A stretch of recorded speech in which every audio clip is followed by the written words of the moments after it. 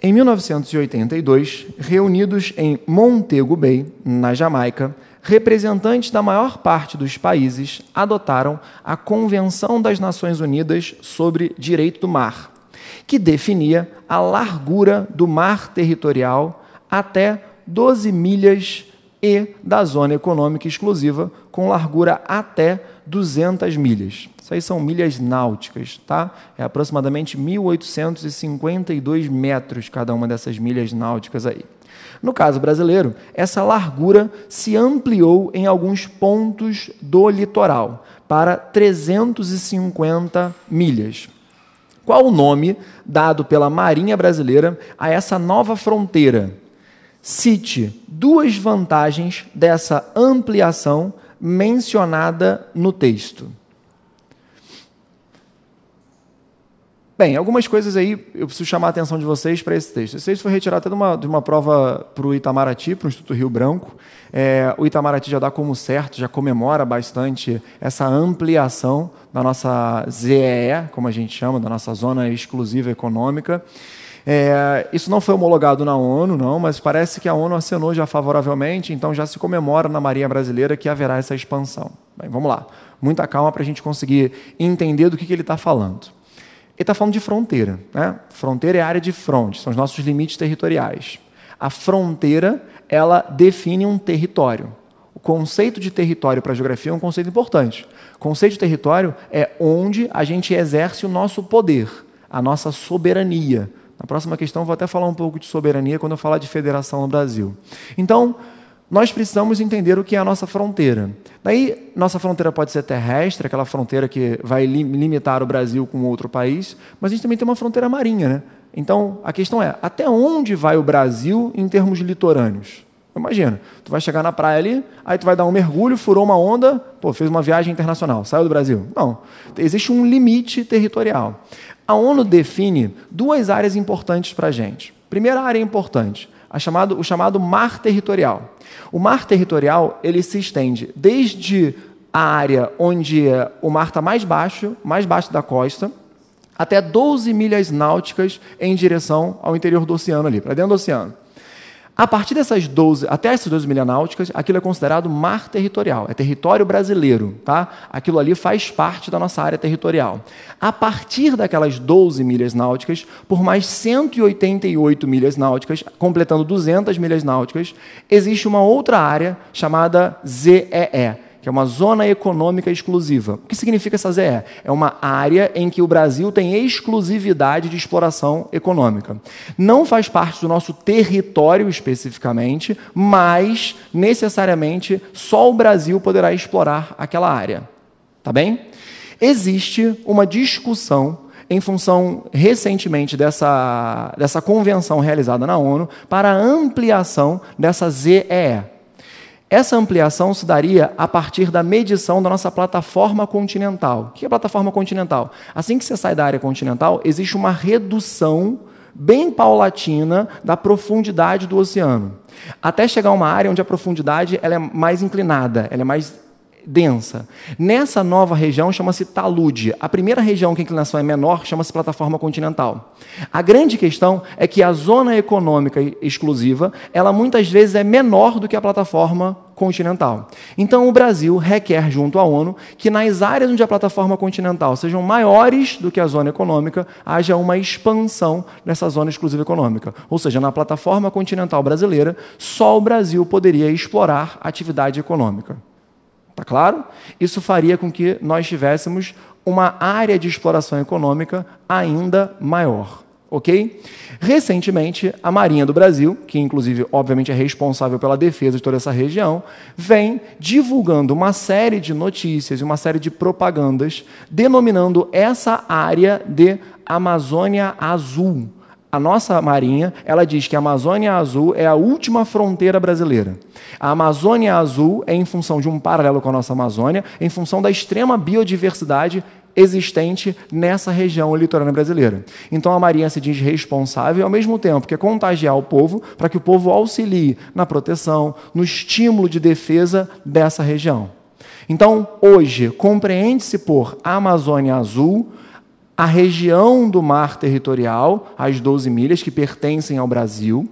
Além disso, as outras 188 milhas que já compreendem a ZEE e, caso a ONU de fato homologue, aquelas áreas com ainda maior extensão que representarão a plataforma continental brasileira, podendo chegar até 300 milhas. Só para vocês terem uma ideia, a estimativa é que, quando o Brasil conseguiu homologar isso junto à ONU, o Brasil tenha de Amazônia Azul um território de aproximadamente 4,5 milhões de quilômetros quadrados. Hoje, o Brasil ele tem aproximadamente 3,5 milhões de quilômetros quadrados de Amazônia Azul já. Com 4,5 milhões de quilômetros quadrados, nós teremos de área oceânica quase a metade do território brasileiro. Uma área que vai ser maior do que a Amazônia Verde. E em termos de biodiversidade, não há estudos precisos, mas algo bem equiparado. Então, muita atenção para essa Amazônia Azul, para essa briga do Brasil junto à ONU e, claro, para as potencialidades dessa Amazônia Azul. Bem, vamos voltar para a questão aí. Ele fala, qual o nome dado pela Marinha Brasileira a esta nova fronteira? E cite duas vantagens dessa ampliação mencionada no texto. Novamente, dois comandos numa mesma pergunta. A tua resposta tem que ser, o nome dado a essa nova área ou a essa área completa é Amazônia Azul. Tá? Então tem que estar lá a resposta completinha, igual a tua titia Teté te ensinou lá no CA, toda a resposta toda bonitinha ali, completinha. Tá bem? Depois, ele te pergunta, cite, olha aí, o segundo comando, cite duas vantagens dessa ampliação mencionada no texto. Quais são as vantagens dessa ampliação? Gente, não há como você pensar em ampliação da nossa zona econômica exclusiva de uma área que só o Brasil pode explorar, sem pensar, obviamente, no pré-sal. Hoje, a Petrobras, ela anuncia que é a empresa mais moderna e mais eficiente em exploração de petróleo em águas profundas. A Petrobras já consegue explorar o petróleo da camada pré-sal. Obviamente que o Brasil quer ampliar a zona econômica exclusiva, justamente com o objetivo de garantir essas novas áreas que já estão sendo descobertas ou que ainda serão descobertas. Então, na sua resposta, a primeira vantagem tem que ser essa. Mas até interessante, no comercial lá da Marinha do Brasil, se você colocar no YouTube Amazônia Azul, vai aparecer uma espécie de um comercial da Marinha Brasileira. Lá eles falam do petróleo, obviamente, mas eles citam muitas outras vantagens. A questão anterior, nós já mencionamos uma vantagem, é o próprio transporte, não necessariamente mais de cabotagem, porque a área vai ficar tão distante que ela já deixaria de ser um transporte de cabotagem, mas o transporte hidroviário, o Brasil seria beneficiado com isso. 2, a pesca. 3, a extração de recursos minerais, que não necessariamente são petróleo. Ainda teríamos a utilização para a finalidade do turismo e, é claro, quanto maior for a área protegida por nossa marinha, maior é a defesa do nosso litoral. Ainda temos uma questão estratégica. Então, olha quantas vantagens o Brasil tem por uma exploração adequada do nosso território. 1, petróleo, falar do pré-sal, mostrar que o Brasil ele quer garantir essa riqueza. 2, o transporte, facilitar o transporte por essas áreas, já que será uma região controlada pelo Brasil. 3, a utilização para fins de turismo, até lazer, turismo, isso também seria importante para a gente. Cruzeiros, por exemplo, que entrariam, sairiam com maior controle nosso. Tá? E ainda tem um quarto, que seria a proteção do nosso território, das nossas áreas territoriais. Tá claro? Então, muita atenção para isso. Isso é uma questão bem específica, já vem sendo cobrada em alguns exames, então existe uma chance aí da UERJ cobrar isso, principalmente em função das últimas propagandas feitas pela Marinha aí na nossa Amazônia Azul. Não sei se perceberam, mas tem que fazer um linkzinho entre uma questão e outra, né? De um lado a gente falou de transporte de cabotagem litoral, do outro lado a gente falou da Amazônia Azul, mar territorial, até onde vai a fronteira brasileira de fato. Para entrar no mar territorial tem que ter autorização do nosso governo, porque vai estar entrando no Brasil, e a ZEE, que não chega a ser território, mas é uma área controlada por nós, porque nós necessitamos, temos a exclusividade na exploração da atividade econômica ali.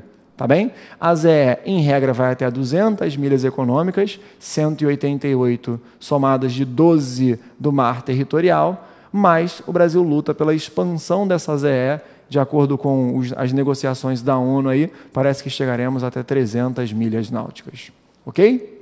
Tranquilo? Beleza. Vamos seguir então, vamos para a nossa próxima questão. Eu começo a questão 3 aí com vocês, mostrando uma tabela. Na verdade, já houve uma questão da UERJ semelhante a essa que eu vou mostrar para vocês. Eu vou ampliar um pouco mais a questão da tabela aí e ver se você consegue entender. Já te anuncio que essa tabela é uma tabela um pouco mais antiga. Haverá modificações para as próximas eleições. O TSE já autorizou algumas modificações. Na tabela tem unidade federativa, população, a quantidade de deputados federais ali, que compõem o Congresso, e a quantidade de habitantes que elegem aquele deputado, habitantes por deputado. Reparem que o primeiro colocado é São Paulo, aí está a população, deputados, aí eu chamo a atenção desse número que está em habitantes, deputados. Reparem que em São Paulo nós temos um deputado para cada 589.459 pessoas, ou seja, hoje, um deputado em São Paulo ele representa uma quantidade de quase 590 mil pessoas. Lá embaixo da tabela está Roraima. Roraima tem 450 mil habitantes, aproximadamente, e 8 deputados. Isso faz com que Roraima tenha 56.309 pessoas elegendo um deputado. Ou seja, nós temos em São Paulo, lá em cima, uma quantidade de pessoas que elege deputados muito maior do que em Roraima, certo? Bem, olha para mim aqui, deixa eu te explicar um negócio, isso é importante. A Câmara dos Deputados, ela nasceu, daqui a pouco eu até te explico um pouco como é que funciona essa lógica federativa brasileira, mas ela nasceu para ser a casa do povo. E a lógica da Câmara dos Deputados é uma lógica de proporcionalidade dentro da representatividade. Quando a gente olha uma tabela como essa, a gente fica um pouco espantado, porque, em tese, nós deveríamos ter uma quantidade de deputados proporcional à quantidade populacional. Então, todo esse canto da direita da tabela que nós vimos ali deveria apresentar um número, pelo menos, muito semelhante. Quando a gente vê o número de pessoas que elegem um deputado em São Paulo ou que é representada por um deputado em São Paulo muito maior, isso faz com que a gente tenha em São Paulo uma espécie de déficit de representatividade. Porque São Paulo tem menos deputados quando comparado com a quantidade de população. Roraima, Acre, que tem populações muito menores e atingem 8 deputados, acabam sendo muito mais representadas em termos proporcionais. Em termos absolutos, óbvio que São Paulo tem muito mais gente. Tá? O que acontece é que, em 93, foi aprovada uma lei complementar e essa lei ela decidiu estabelecer uma quantidade total de deputados, que hoje é 513, e uma quantidade máxima de deputados por Estado e uma quantidade mínima de deputados por Estado. Ou seja, o cálculo da quantidade de deputados não se dá meramente por uma proporção. Não é assim, a cada 100 mil habitantes tem um deputado. Não. Na verdade, é uma proporção, mas essa proporção é limitada a um máximo de 70 e a um mínimo de 8. Reparem aí na tabelinha de novo. Ó. Reparem que São Paulo, que é aquele estado que apresenta a maior quantidade de deputados, apresenta uma quantidade de 70. E nós temos vários estados que apresentam apenas 8 deputados, com proporções de deputados por habitantes completamente diferentes. Estão vendo isso? Então, por que isso acontece? Porque, de acordo com essa lei complementar, se a gente somar isso aqui tudo, ó, vai chegar a 513, nós teremos um máximo de 70 para São Paulo e um mínimo de 8 para cada um desses outros estados. É esse o foco da primeira parte da nossa questão. Continua olhando aí. Ó. Reparem que, eu vou pular rapidinho lá para a pergunta, daqui a pouco eu volto. Com base nas tabelas e no texto, explica o que alguns críticos da distribuição de deputados federais chamam de desproporcionalidade de representação. Continua olhando aí, ó, vou voltar para a tabela. A desproporcionalidade de representação significa exatamente o fato de nós termos uma quantidade de deputados por habitantes diferente para cada um dos nossos entes federativos. Por quê? Porque há o estabelecimento de um máximo de deputados, o que acaba afetando diretamente São Paulo, que tem a maior população disparada, e há um mínimo de deputados, 70 e 80, o que acaba afetando o Amapá e Roraima. Tá claro? Beleza? Bem, eu te falei que a UERJ já fez essa pergunta. No gabarito lá da UERJ tinha inclusive a quantidade máxima e mínima, mas para a atribuição da pontuação máxima, a UERJ não cobrou que você tivesse decorado qual era o número máximo e qual era o número mínimo. Bastava que na resposta você soubesse que, apesar do estabelecimento de uma proporcionalidade, essa proporcionalidade na representação ela não é absoluta. Ela está limitada a uma quantidade máxima e uma quantidade mínima. Com essa limitação à quantidade máxima e quantidade mínima, acaba que o estado de São Paulo, ou a população do estado de São Paulo, melhor dizendo, ela fica subrepresentada, enquanto que a população de estados com menor contingente populacional, como Roraima, como Acre, ficam superrepresentados. Era essa a lógica da questão. Ok? Certo? Bem, eu até coloquei aí um novo texto, lê comigo aí para que vocês se mantenham atualizados. O plenário do TSE, do Tribunal Superior Eleitoral, deferiu por maioria, na sessão desta terça-feira, deferiu aprovou, pedido da Assembleia Legislativa do Estado do Amazonas para a redefinição do número de deputados federais por unidade de federação. E, como consequência, a adequação da composição das Assembleias Legislativas da Câmara Distrital. Confira as alterações. Reparem que Alagoas perdeu um deputado, Espírito Santo perdeu um deputado, aí tem o Rio de Janeiro. O Rio de Janeiro, nas próximas eleições, terá um deputado federal a menos. O Amazonas ganhou um deputado, Santa Catarina um deputado, Ceará 2 deputados, Minas Gerais 2 e o Pará ganhou 4 deputados. Por que isso acontece? Na verdade, o que eles pediram foi para que se fizesse um recálculo proporcional em função do censo que o IBGE liberou. Isso não desrespeita o máximo de 70 e o mínimo de 8, continua mantendo. Só que eles pegaram novamente a população brasileira, dividiram a quantidade de habitantes em cada estado pela quantidade de deputados e acertaram essa proporcionalidade. Então, estou colocando aí, porque é uma decisão relativamente recente, a UERJ já cobrou uma questão semelhante a isso no passado e pode ser que ela cobre de novo. Vou aproveitar para te dar uma aulinha aqui para falar rapidamente do nosso modelo federativo, para que você entenda isso. Bem, o que é federação? A federação é um sistema de se governar o país oposto ao Estado unitário, tá? No Estado unitário, a gente teria o exercício de um único poder ou uma única instância de poder sobre o território. No caso brasileiro, até em função da dimensão territorial, o Brasil ele adotou, a partir da proclamação da República, um modelo federativo. Nesse modelo federativo, nós passaremos a ter diferentes instâncias de governo, diferentes instâncias de poder sobre o território. Toda federação é regida basicamente da seguinte maneira. Existe um poder, que é o poder ilimitado, que é o poder soberano. Esse poder soberano, o poder do Estado, ele é o poder ilimitado, certo? E aí são criados entes federativos, são os nossos estados, no caso brasileiro, os municípios, inclusive, que apresentam poderes autônomos, dentro de um conjunto de atribuições que o poder soberano dá para eles. Um conjunto de competências que o poder soberano dá para eles. Então, hoje, nós temos uma carta chamada Constituição. A Constituição, ela define para a gente quais são as competências e ela vai dizer, sobre o território brasileiro se apresentam poderes distintos. Cabe ao governo federal, à União, o exercício desse conjunto de competências. E dentro daquele rol de competências, a União tem autonomia para gerir da melhor forma que achar. Cabe aos estados também um conjunto de competências. E esses estados também poderão gerir, dentro de uma certa autonomia ali, dentro dessas competências atribuídas pela Constituição, o seu exercício. Então, reparem que na cidade do Rio de Janeiro, por exemplo, há o exercício de pelo menos 3 formas de poder.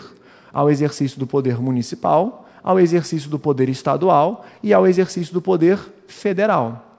E esses poderes, eles se exercitam de forma distinta, porque a Constituição Federal, a Constituição Federativa, atribui a cada um desses poderes uma função diferente, um grupo de autonomia diferente. Eu diria que a existência de federação, ela depende, de uma Constituição que faz a repartição das competências, e 2, de um tribunal que, em caso de confusão entre competências, consiga solucionar esses conflitos. Qual seria esse tribunal no Brasil? O Supremo Tribunal Federal. Então, se houver uma falha na interpretação ou uma dúvida na interpretação da Constituição, um município e um Estado, achando que tem a mesma competência ou competências conflitantes, eles vão levar esse conflito à solução do Supremo Tribunal Federal. Tá certo? Então, isso é o modelo federativo. São exercícios distintos de poder. E esses poderes vão ser divididos em 2 formas. O poder soberano, aquele poder maior, e 2, o poder autônomo, aquele poder de tomar decisões dentro de um grupo, de um rol de competências definidas. Certo? Esse modelo federativo brasileiro é o que explica o legislativo federal apresentar um modelo bicameral.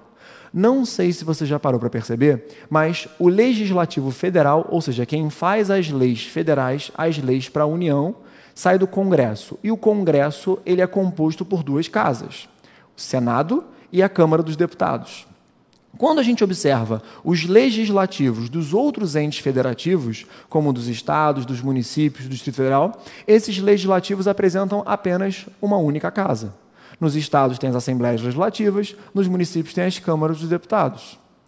Por que o modelo federal tem 2 casas, Senado e Câmara dos Deputados Federais, e no estado, por exemplo, só tem uma casa, que são as assembleias legislativas? É porque essas casas, em tese, elas estão compostas pelos representantes do povo. Na nossa lógica democrática, o povo é representado por uma pessoa. Ele vota, escolhe um representante e esse representante faz a lei. A lei, em tese, é uma manifestação de vontade do povo. Concorda comigo? Então, nos municípios, tem os vereadores, que são os representantes, estão lá na Câmara dos Vereadores. Nos estados, tem os deputados estaduais, que são os representantes do povo. No governo federal, também existem os representantes do povo, são justamente os deputados federais. Então, a Câmara dos Deputados ela é considerada a casa do povo.